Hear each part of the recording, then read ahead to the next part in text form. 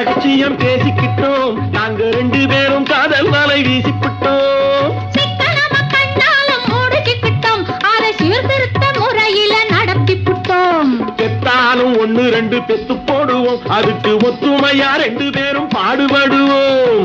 ஊதாரி பிள்ளைகளை பெக்க மாட்டோம், அது ஊரு வம்ப வாங்கும்படி வைக்க மாட்டோம். நாங்க புதுசா கட்டிக்கிட்ட ஜோடி தானுங்க, நல்ல பாட்டு படிக்கும் வாரம் பாடி தானுங்க.